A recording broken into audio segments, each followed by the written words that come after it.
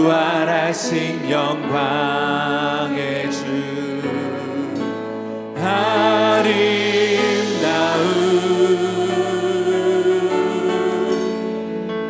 영광의 주를 보라. 아멘. 보좌에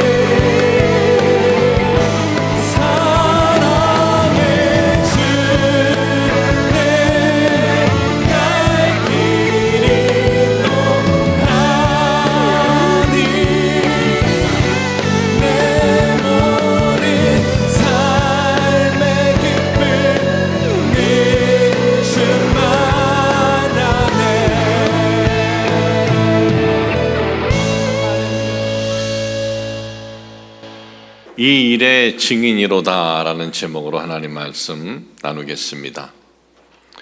여러분 개인에게 있어서 가장 소중하고 중요한 것 무엇이겠습니까? 우리의 생명일 것입니다. 우리는 내 생명을 가장 소중히 여기고 가장 중요하게 여깁니다. 사람만 그런가? 그렇지 않습니다. 다른 생명체도 자신의 생명을 본능적으로 가장 중요하게 생각을 합니다. 이 동물의 왕국을 보면은 강한 맹수가 약한 맹수를 잡아먹으려고 안간힘을 씁니다. 왜 그렇습니까? 굶어 죽지 않으려고 그러는 겁니다. 그러면 이 약한 짐승은 그 강한 그 맹수로부터 죽임을 당하지 않으려고 온갖 발버둥을 칩니다. 온갖 노력을 합니다. 왜? 죽지 않으려고 하는 거예요. 그러니까 동물의 세계도 보면은 누구는 굶어 죽지 않으려고 잡아먹으려고 하고 누구는 잡아먹지 않으려고 한다라는 거예요. 그러니까 사람이나 동물이나 가장 소중하게 여기는 것, 이 지구상에 우리가 살고 있지만은, 이 지구상에 수많은 생명체들이 있지만은 그 모든 생명체들이 가장 소중하고 중요하게 여기는 것이 바로 자기의 생명이다라는 거예요. 이렇게 모든 생명체에게 있어서 생명이 가장 소중하지만은 인간에게만 아주 독특한 것이 있습니다. 인간에게만 있는 게 있어요. 그것이 뭐냐면, 인간은 어떤 경우에는 신을 위해서 자기의 생명을 버리는 경우도 있다는 거예요. 다른 생명체에서는 찾아볼 수가 없어요.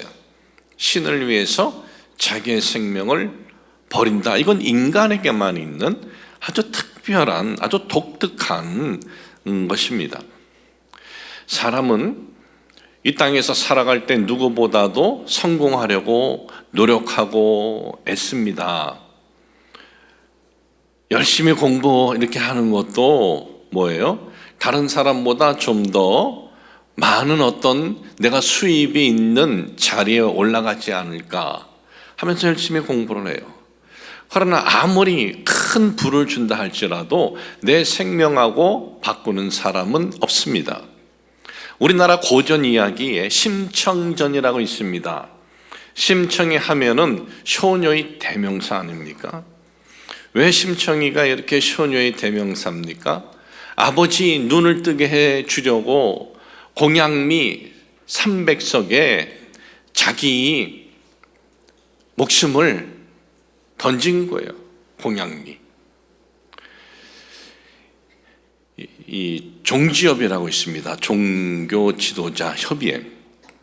우리나라 그 문체부에서 이제 관리를 하는데, 이 종지협에는 누가 들어가 있냐면은 불교계 대표, 이 조계종의 그 총무원장, 또 원불교 대표, 천도교 대표, 그리고 성균관 또 대표가 있고, 그리고 무속종교 대표도 있어요. 무속종교가 뭔지 아세요? 무당이 무속종교예요. 10만 명 가까이. 거기도 모임이 있나 봐요.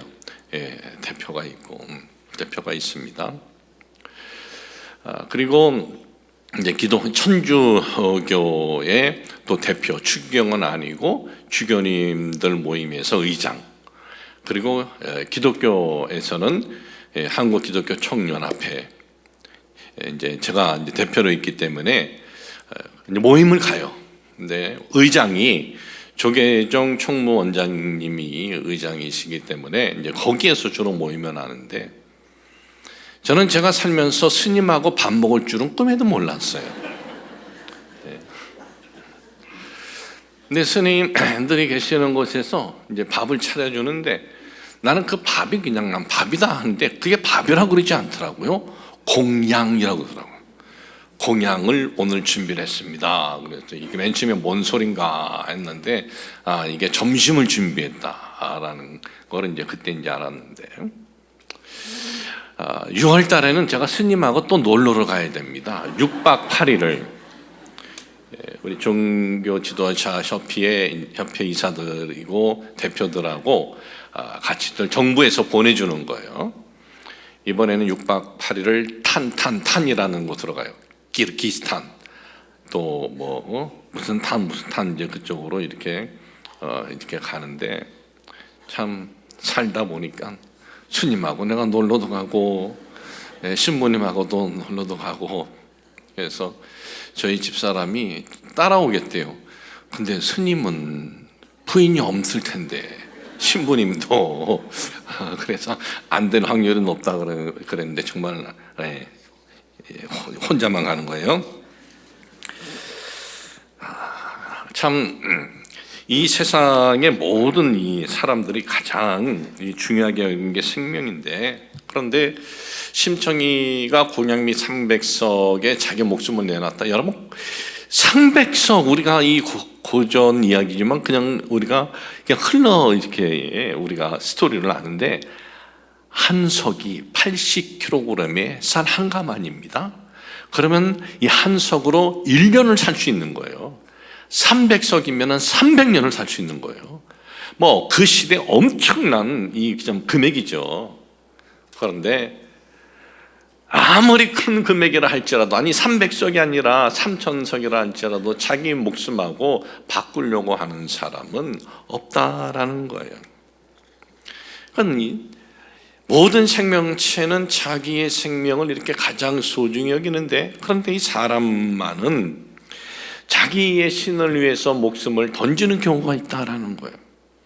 여러분, 초대교회 때 보면은, 초대교회 때 가장 기독교를 무섭게 핍박을 했을 때는 무조건 잡자마자 죽인 것이 아닙니다. 기회를 줬다고 그럽니다.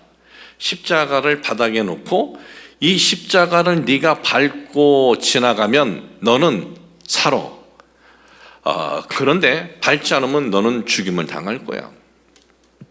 또 십자가를 앞에 놓고 이 십자가에 침 뱉어. 침 한번 뱉으면 너는 살아날 수 있어. 침 뱉지 않으면 죽는 거야. 물론 십자가를 밟은 사람들도 있고 침을 뱉은 사람들도 있어요.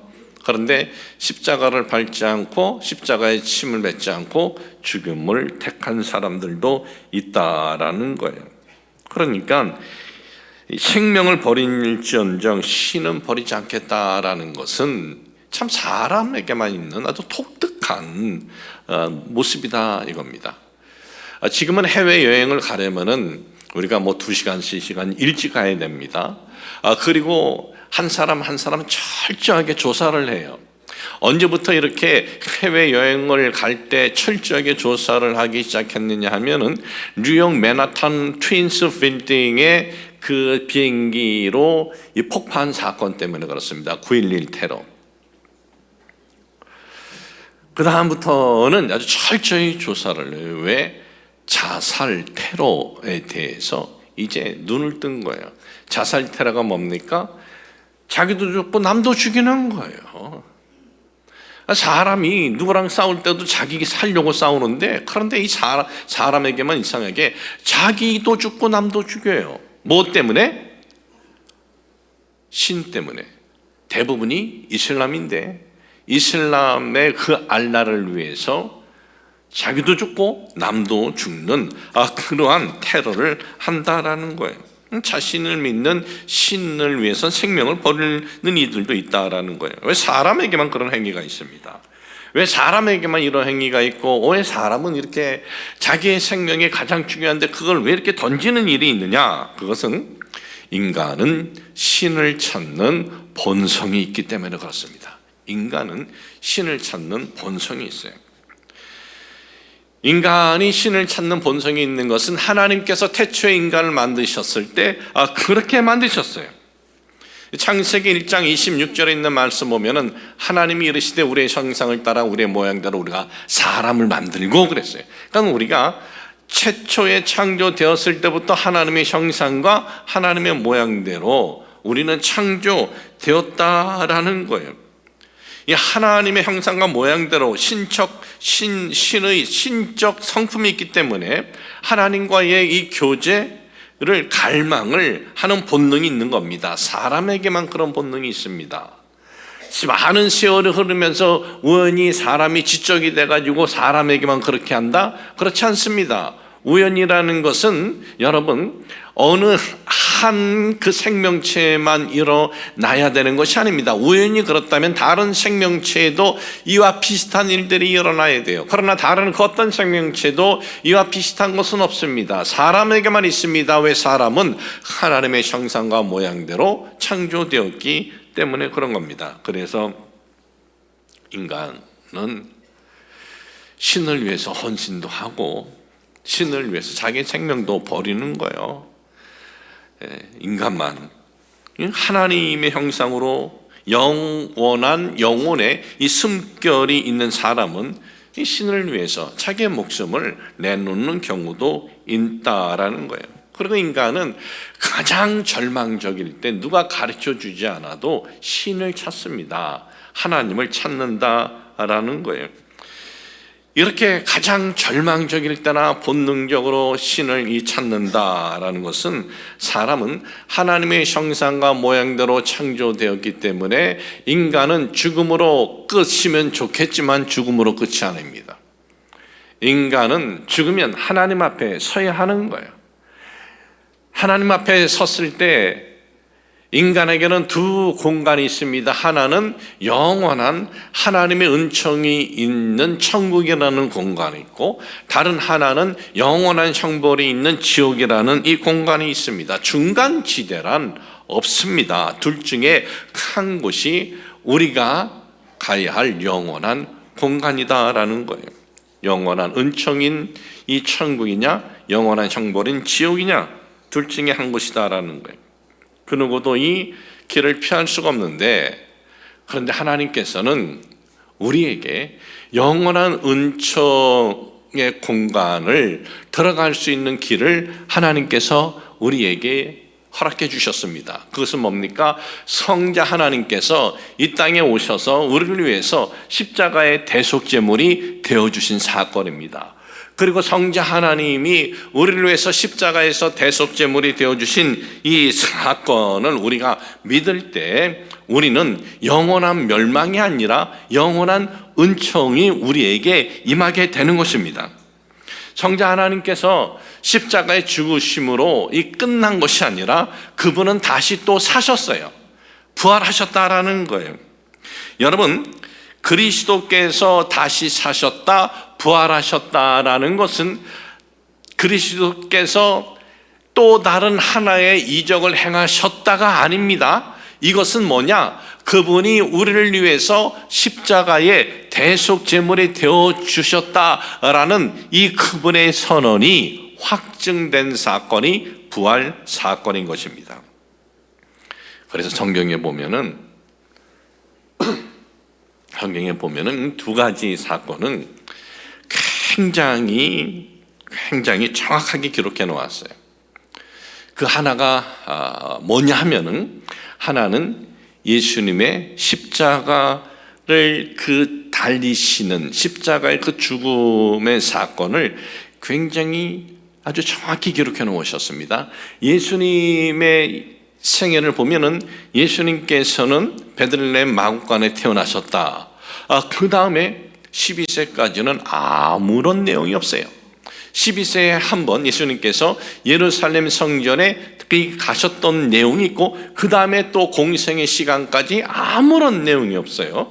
30세 돼서 공생의 사역을 시작을 하면서 이제 예수님께서 천국에 가까웠느니라 이 말씀을 선포하면서 공생의 사역이 시작이 되고, 그리고 예수님이 십자가에 죽으시는 것에 대해서는 아주 누구든지 확인할 수 있도록 역사적으로 뒤집어서 역사적으로 찾아가서 확인할 수 있도록 명확하게 기록을 해놓았어요. 때가 언제냐? 로마 시대 때 로마 황제가 파견한 빌라도가 유대 땅에 총독이었을 때다라는 거예요. 그때의 자료를 가서 찾아보라 이거예요. 그리고 또 그때는 총독만 있는 것이 아니라 분본왕이라고 있습니다. 그 분본왕이 누구냐? 헤롯이다라는 거예요. 그 시기가 역사적으로 확인할 수 있는 시기다라는 거죠. 그리고 또 이어지는 이 사건들을 보면은 이 빌라도는 누군가 하나 명절 때다, 명절 때이기 때문에 한 명을 자유를 주는데 바라바라 하는 이 악한 이 살인 강도가 있는데 이를 내줄까 아니면 그리스도를 내줄까, 이런 사건이 있었다라고 말씀을 하고, 또 예수님이 십자가에 세워진 것이 골고다라고 하고, 혼자 십자가 지신 것이 아니라 양쪽에 두 강도도 십자가형을 받았다라고 성경은 언급을 하고 있습니다. 십자가 사건은 한순간 한 장면도 희미하게 한 것이 아니라 누구든지 역사를 뒤돌아서 찾아봐도 확인할 수 있도록 했다라는 거예요.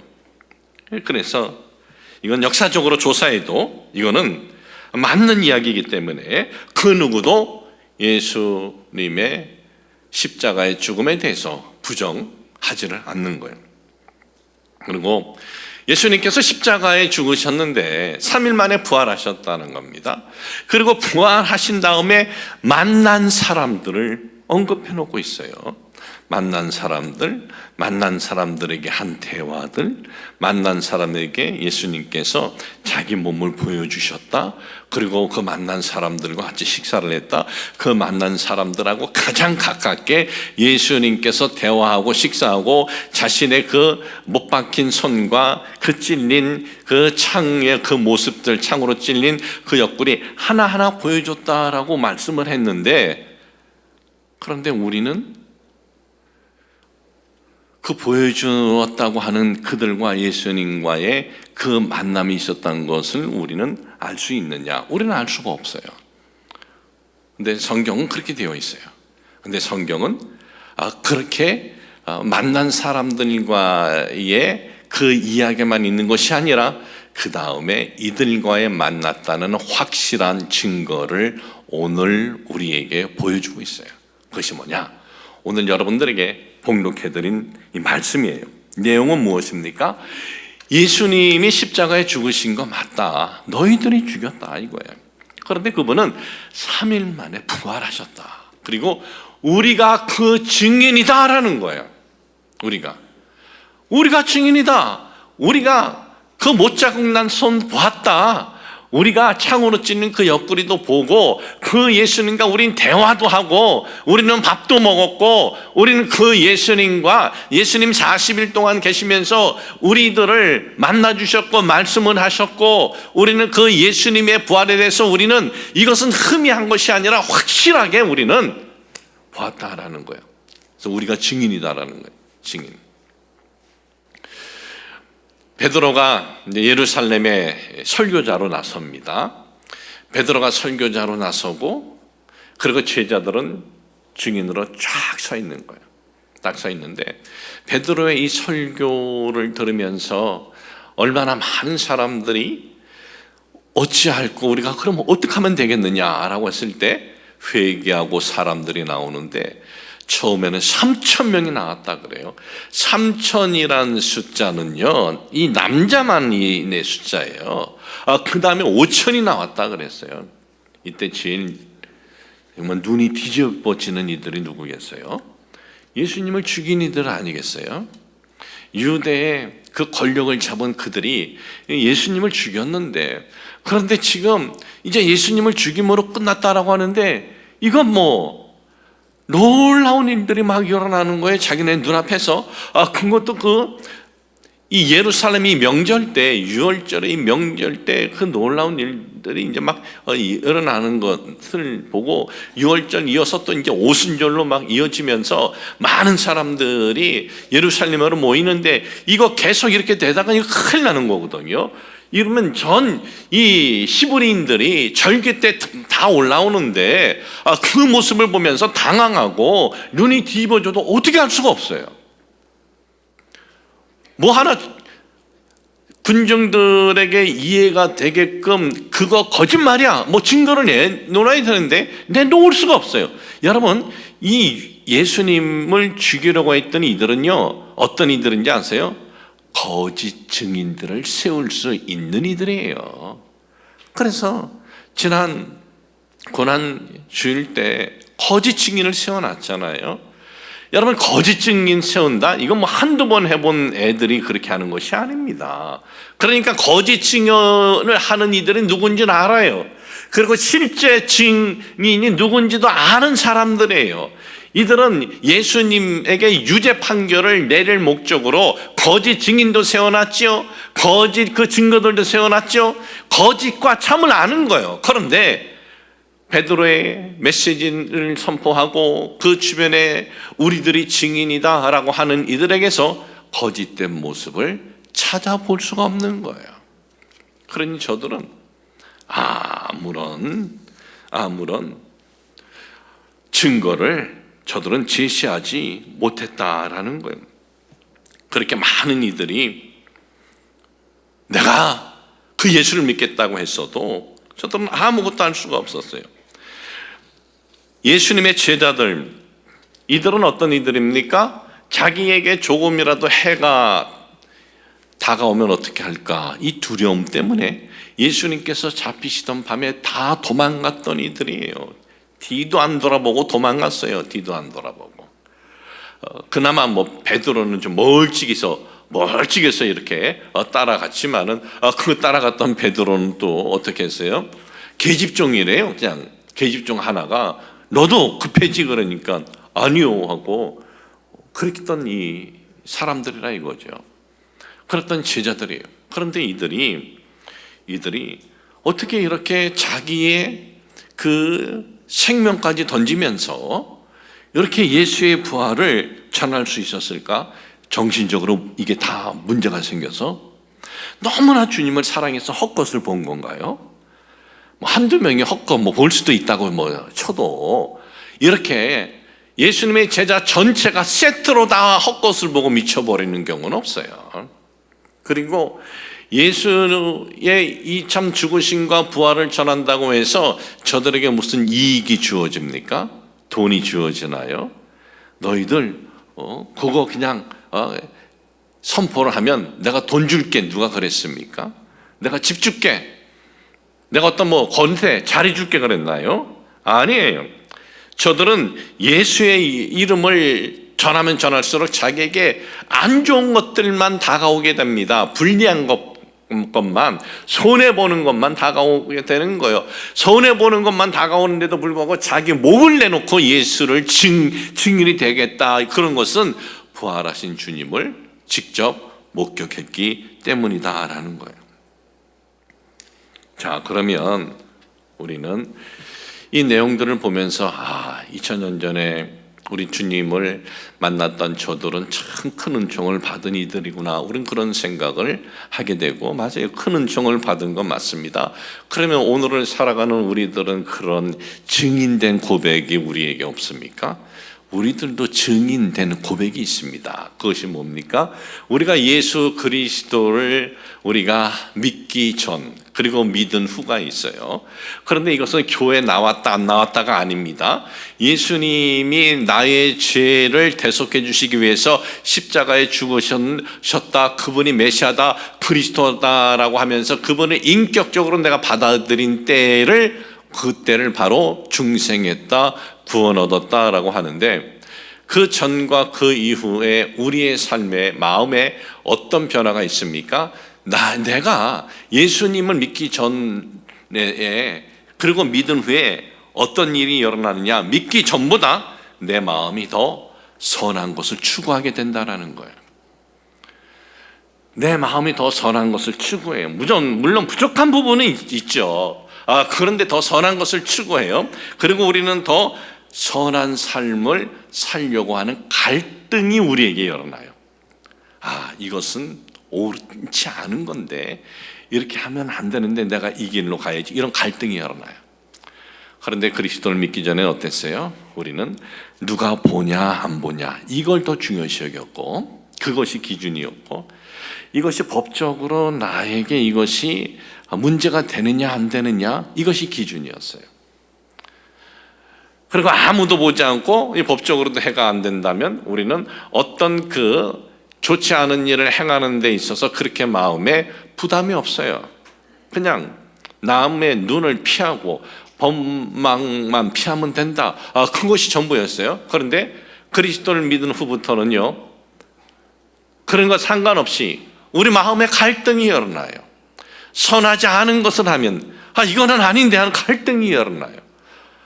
왜 이런 갈등이 우리에게 일어납니까? 그것은 예수님은 2000년 전에 죽으셔서 하나의 죄가 된 것이 아니라 부활하신 예수님께서 오늘도 살으셔서 우리의 삶에 관여하시기 때문인 거예요. 예수님이 우리의 삶에 관여하신다라는 것이 이게 두려운 일이 아닙니다. 이게 놀라운 은총이에요. 왜?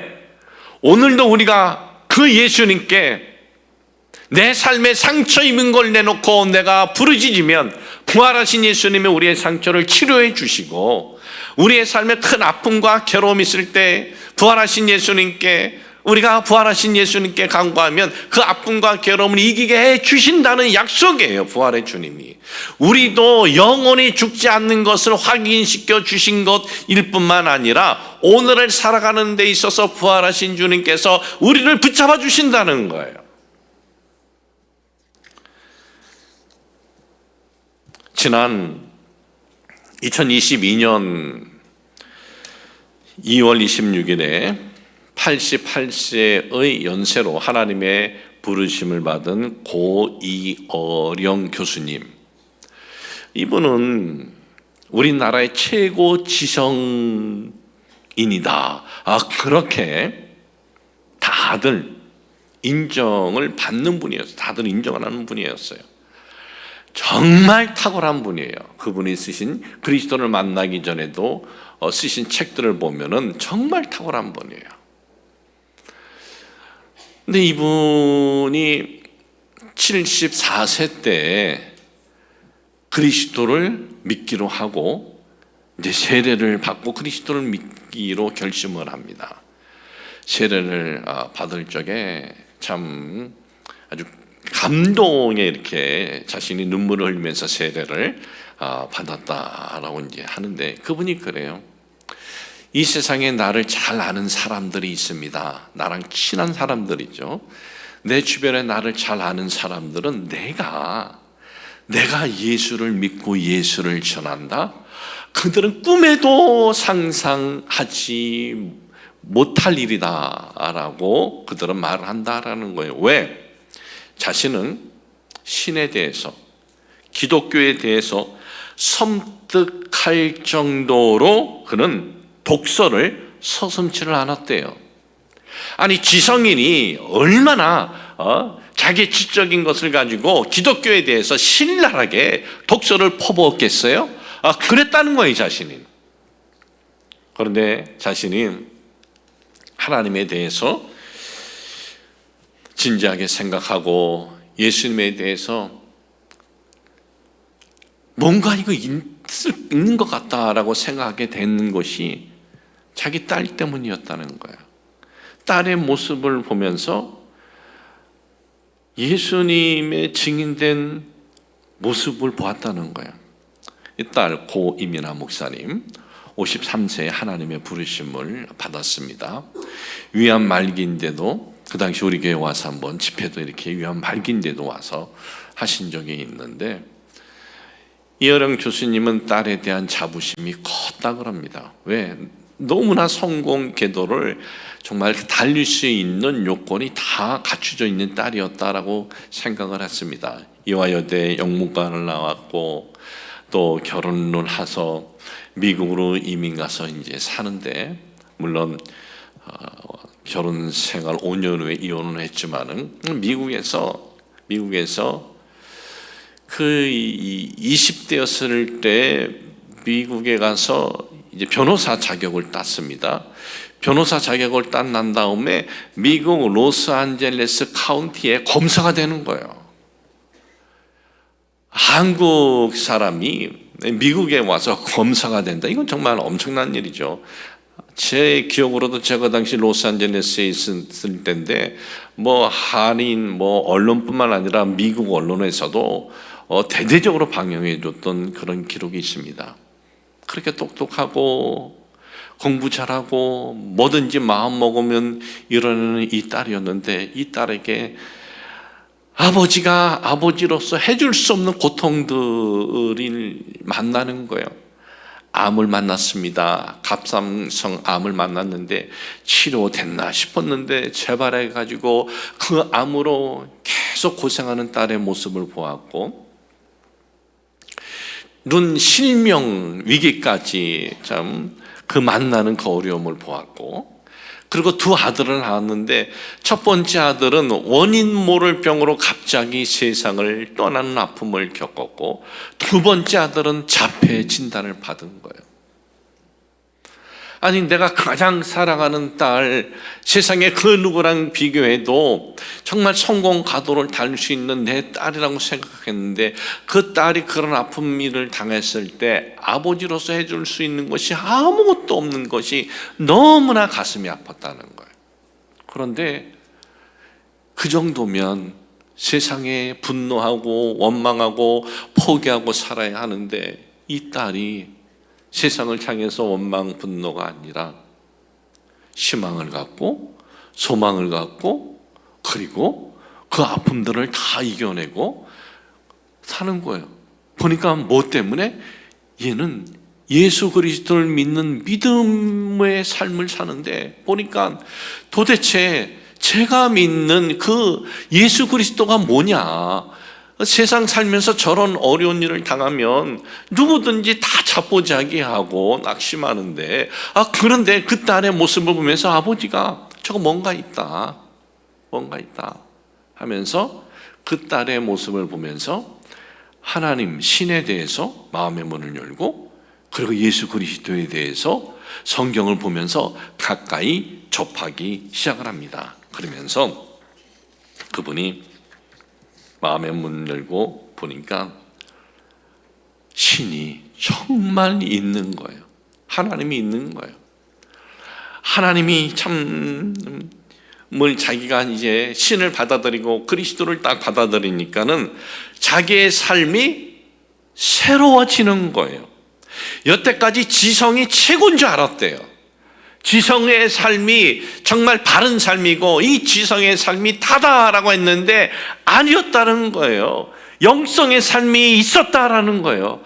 그러면서 자기가 하나님을 섬겨보니까 이렇게 좋은 걸 내가 몰랐구나 하면서 그분이 하나님을 섬기면서 14년 동안 하나님의 부르심을 받기까지 이제는 하나님이 누구냐, 기독교가 뭐냐에 대한 글을 쓰기 시작을 하고 책으로 나와요. 지성에서 영성으로 책들이 나오고, 또 인터뷰로도 이 신에 대한, 하나님에 대한, 이 기독교에 대한 인터뷰도 하고, 또한 칼럼으로도, 그러니까 세상에 그 한 사람이라도 더 이걸 좀 여기에 관심을 갖고 한번 마음을 열고 한번 그리스도라는 분을 만나보라 라고, 이걸 마지막까지 자기 정신을 잃지 않으려고. 병원에서는 조금 더 생명 연장되니까 이렇게 치료받고 저렇게 치료, 아닙니다. 나는 내 정신, 바른 정신이 있을 때 나는 마지막까지, 나는 하나라도 내가 깨달은 것을 내가 세상에 알려야 한다라고 하다가 하나님의 부르심을 받았습니다. 여러분, 우리는 살아갈 때 이런 증인, 나도 이 증인이 뭐예요? 체험이잖아요, 체험. 여러분, 그런 체험이 있나요? 오늘 그런 체험이 여러분 혹시 없다면, 오늘 부활하신 주님이, 내가 부활했다라는 건 뭡니까? 부활하신 주님이 여러분에게도 증인의 고백을 할 수 있는 그 체험이 여러분에게도 임할 수 있다는 것을 우리에게 알려주신 거예요. 우리가 마음을 닫아놓고 그래서 그렇지, 한번 이제 마음을 열어놓고, 부활하신 주님, 오늘 제가 살아가는데 이런 어려움이 있습니다. 주님께서 그 어려움을 이기게 해주실 거예요. 부활하신 주님, 정말 포기하고 낙심하고 싶습니다. 부활하신 주님께서 포기 낙심이 아니라 희망을 갖게 해주실 것입니다. 여러분들이 부활하신 주님에 대한 이러한 여러분들도 체험들이 있어서 여러분의 입술로 부활의 주님의 증인이 되시기를 주님의 이름으로 축복을 합니다. 주님께서 부활하셨다는 것이 무엇입니까? 부활하신 주님이 오늘도 우리의 삶에 역사하시고 도와주시고 우리가 증인의 삶을 살 수 있도록 우리의 삶에 함께 해주신다라는 이 믿음을 갖고 나아가게 하여 주옵소서. 예수님의 이름으로 기도합니다. 아멘.